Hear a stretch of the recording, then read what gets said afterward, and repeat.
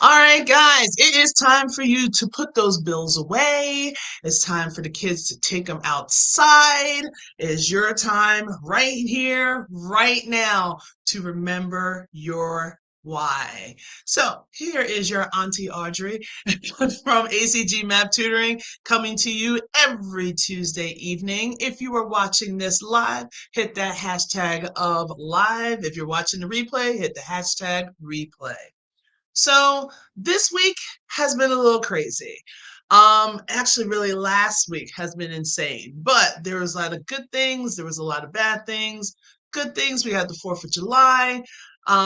Bad things, I had a couple passing in a lot of our lives. One of them, I definitely wanted to take a moment to celebrate the passing. I knew her as Nikki McCrae, but she's really got to respect the marriage. Nikki McCrae Penson. She was a basketball coach and a basketball player. She recently passed away last Friday from breast cancer. And I'm just saying right now, she was the rightful age of 51. She was only a few months older than I am. And it really hit hard. Especially like as we get older, and even though I didn't really know her personally, but I was in her journey when she was a player, and even when they won with Dawn Staley at the University of South Carolina. And I understand that when you're not like as large as a Michael Jordan, but she was like a Michael Jordan to me next to Donnie. I have to give you props, and a lot all my other guards, and Katie and everyone else that I've ever played with or played against. I've always respected, even though I set screens on you guys to do some serious injury. But in all seriousness, it just seemed like every time there's some type of tragedy or some type of change in our lives, that's when we finally stop and we do reflection. We always do like a little check back on how things are going. It's never just like a part of your each and everyday life. It's always something big happened. My major check back is when I lost my father almost 6 years ago. And he had cancer as well. But what really hurt him was the several, not just one, not just two, but several infections that he contracted when he was in the hospital. And losing him made me stop and think of what I was doing.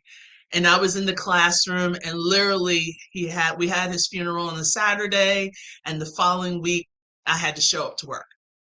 I wanted to show up to work, and no one understood like why you went back to work so quickly. I feel like I just didn't want to deal with the pain. I almost felt like for months, I felt like he was back in Jamaica just on his usual, vacay for like 3 months. And I'm waiting for that phone call for him to call me and say, all right, Audrey, come pick me up. I live in Baltimore. You're in Philadelphia. So I still drove from Baltimore to Philadelphia to pick my father up from the airport and take him home because that's what we do. But when we have these tragedies or these changes, sometimes it's a decision of you not wanting to go back to the classroom or you not wanting to go back at that job. And I hear a lot of people saying, now I'm homesick and I tried to call out, and my boss says you still need to show up for your shift. And some people said, well, then just don't go to that job anymore. But we don't know what that person's situation is. But anytime there's some kind of change, different rates. I noticed my electric, or actually my water bill was a lot cheaper this month or the month of June. And the reason why is because it didn't rain that much. And I don't know why I'm being charged because it rained. I have no control of that. But anyway, but when it comes to it's time to reflect, it's time to just stop once in a while. We're so used to and so programmed, if I may say, to constantly be on the go. If you want this business to rise, you gotta constantly be out there. You gotta wake up early in the morning and go to bed late at night. And sometimes you're exhausted. Depending on what the job is, you're just plain Jane exhausted. You got to take care of the kids. You got to take care of the house. You got to take care of the car. Speaking of which, you got to take care of your body. But sometimes you just need to stop and take care of your mind. So even though I know a lot of my teacher friends are like, chilling on the beach somewhere and they're totally enjoying their vacay. And someone asked me today, they're like, "Hey, what are you doing?" And I said, "Working." Because I really want my business to thrive. I really want people to really get a great education.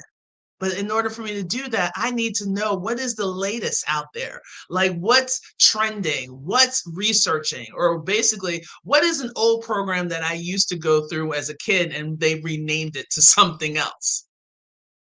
But there's times I have to literally say, Audrey, you need to stop.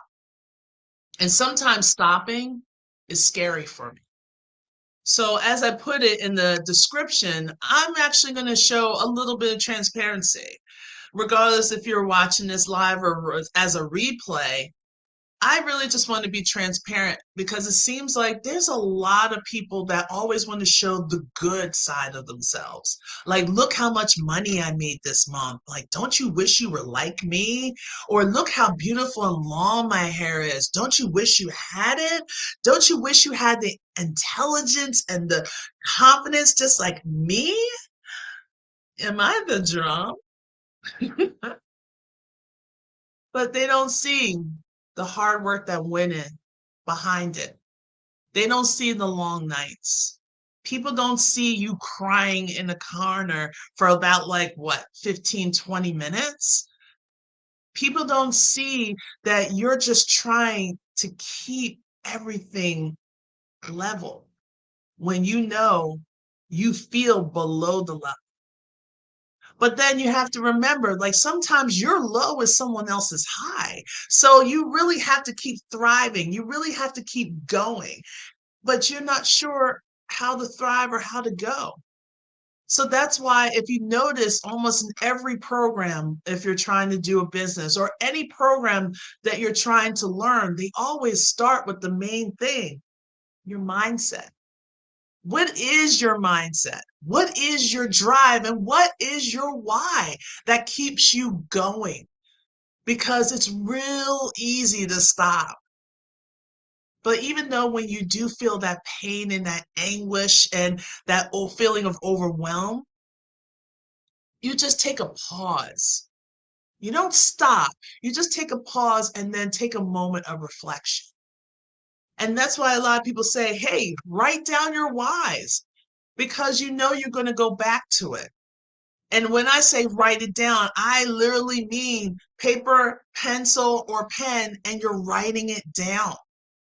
Because then when you get to those moments, you really want to reflect to why am I doing this? What is my purpose? Why am I getting up at the butt crack of dawn when I just went to bed like 3 hours ago? Why do I have a parent that's sitting here telling me you need to do this, this, this? And you're just like, really? This is my business and I'm going to do it this way. So you always have to come back to what is that why? So it took another tragedy to kind of wake me up, to kind of put me on that thought track to say, you know what? You're doing right thing, Audrey. Because right now, oops, got a little pause on Instagram. So right now, it seems like I have to basically say I'm so grateful for the people that are currently in my mastermind. For those that don't know, I'm an online math teacher, a tutor, and now a teacher mentor or a tutor mentor, and just helping people with their tutoring business. And right now, we're getting close to the end, I can't believe it, to our mastermind. And just to see the intense strives that these young men and young women are making in such a short amount of time, sometimes it does bring me to tears, but tears of joy. But my thing is, they wanted that. They wanted to, they got to their low point, didn't know where to go. All of a sudden, here comes this crazy woman. Say, hey, you want to join my mastermind? Come on, it'll be fun. And then all of a sudden, take my advice, take my verbiage, and put it in a way that helps their business, to help them. And I'm starting to see them grow. I'm starting to see their confidence soar. I'm starting to see them doing things that they about 4 weeks ago would have never done on their own. And sometimes I had to say in today's, well, actually on Sunday's Zoom call, to say, hey guys, just take a moment. Like, really, like sometime during this week, just take a moment and think about where you were 4 weeks ago and where you were a year ago and see the level of improvement. Before you even met me, you were doing great things, right? So now I want to kind of share my why. So, as I said, you got to write these things down. I got a book. No, it's only 2 pages. You're like, what? But I just wanted to kind of read. And I know a lot of people don't generally read on lives and everything, but I really and truly wanted to share my why. So, my why by Audrey Codner. I feel like I'm back in grade school. All right. There are many things I want to achieve. I want to help people is so vague because everyone else wants to do that too. But how can I help people when they don't even know what they want? 1 minute it's this, then the next minute is that. They will try to treat you like a free McDonald's toy. They will do anything to get and will use you for other things until they're done with you. Business is not for the weak minded or the weak hearted. The same goes for love. As I have so much doubt in myself and my abilities as a daughter, business owner, and wife, I am quickly learning that a great majority of what I learned as a child is BS. And I have to develop my own beliefs and move on until my day is bright, until the day of the bright light, even if that exists. I need to touch on my why instead of crying my eyes out. So many people want to see me fail so they can feel the need, as so many people need for me to create a space that they can be supported. I started my tutoring business because I wanted to continue doing something I already invested so much time and money and skill so I can still make a profit to pay bills. I'm learning that more time and effort is needed to make a business work, even when the odds are against you. I still need to figure out my ideal clients, marketing, budget, equipment and resources, and taxes.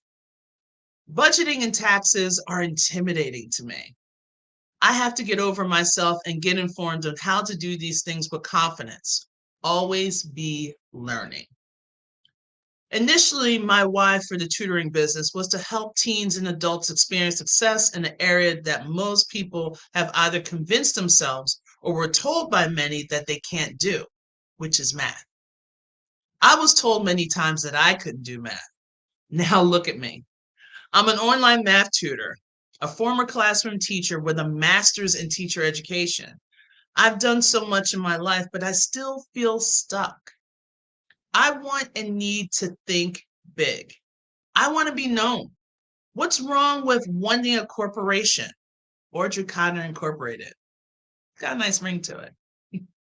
I want to help other teachers transition out into tutoring, but still tell them that this is a temporary career. I need to be transparent.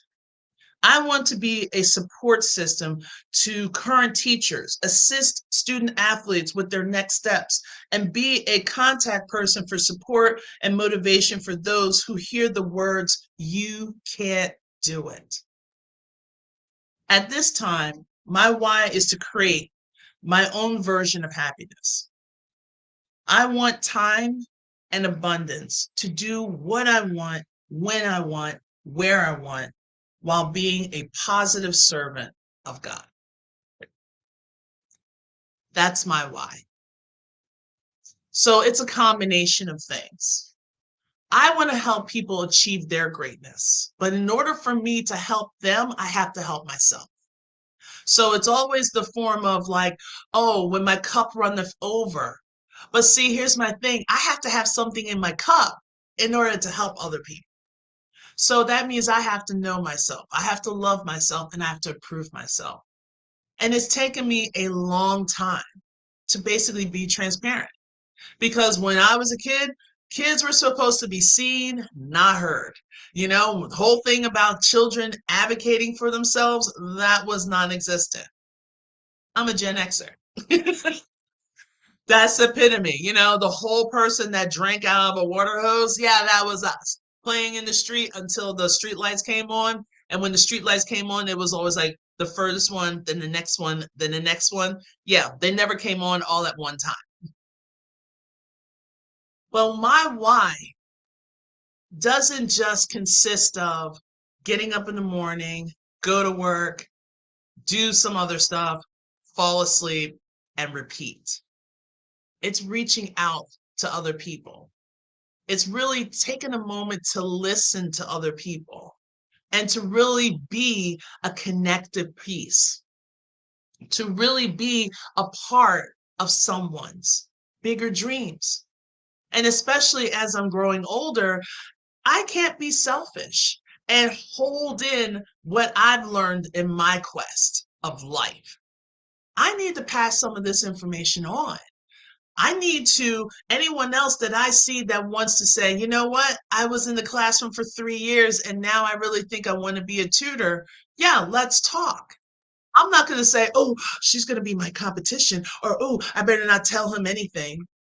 Why? Because guess what? I'm not going to be able to serve every single solitary kid known to man. I would love to, but that would be exhausting. So why not show some of what I've learned during my journey? Shared some of the pitfalls that I've gone through. And I'm very transparent when it comes to that because there was a lot of people that wanted to be transparent and you could see in their eyes they want to tell you, but they didn't. For me, I believe in that I'm here to serve. I don't know how I'm going to serve, but I'm definitely going to be serving. I love that. Collaboration is greater than competition. It's true. Because I think so many people, once they get a taste of that extra money, they start getting greedy. And you don't need to. Because guess what? There's money for everyone. Believe it or not, if you have determination to drive and then you have the guidance and the guts to ask questions, you can do anything you want. You can achieve what you want. But yet we always want to keep that divide. Well, all I know is when I see people close to my age, and I know when you see someone older, you don't think about it. But when I see kids, when I say kids, I'm thinking my 20-year-olds, my former students, my teens that are going into college. And 1 minute they're going, and the next minute they're not here anymore. The stress is overwhelming. Just because your child, and this is a key thing for anybody that's listening, if you want to cut this and send it out. Just because your child is going to college doesn't mean that everything is okay. Still check in on them. Doesn't have to be every 5 seconds. That's too much. But still, give a call once a week. Send a letter because sometimes our kids don't get mail and they would love to get some mail. Send a care package. Do that. And trust me, they will appreciate it because you never know when they're going to have a great day or when they're going to have a slow day because you're not there anymore. But when it comes to these moments of change, and I think that's what I'm going to call it from now on, I'm not going to call it tragedy because sometimes tragedy, there's a learning experience that's associated with it. When you have these moments of change, absorb it. Don't run away from it. Like literally, let me see what I'm going to come from this and take it and run with it. Life's too short for you to have doubts in yourself. Don't worry, oh, she's prettier than me, or oh, he's bigger than me, and who cares? Be you. Want to go after your dreams. Don't wait until you're 75. Don't wait until you're retired because you're going to be just that, tired, unless you do something to prepare yourself for it.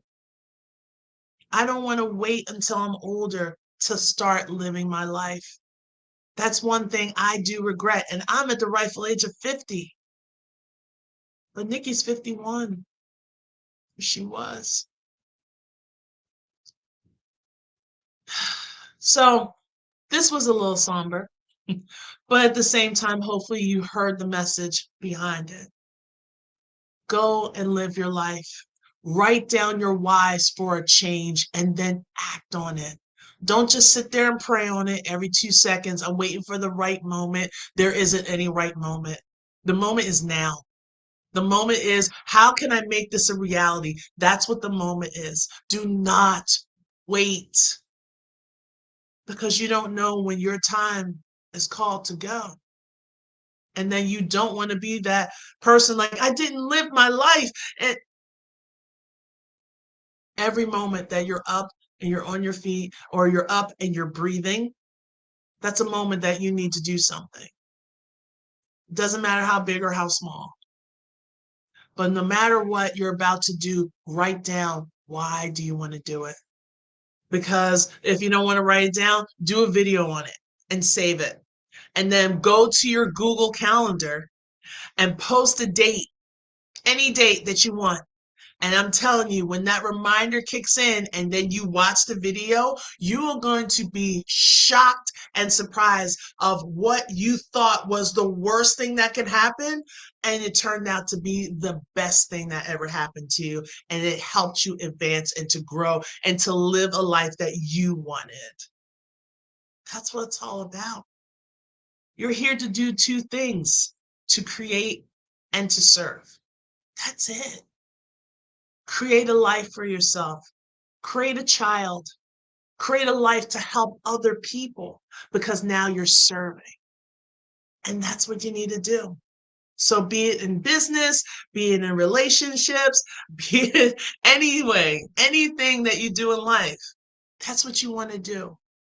Create and serve. All right. So live your life, guys. Please don't wait for the perfect moment. There's no such thing. Just like there's no such thing as fear. All right. So have a great one, and I'll see you next time. See ya.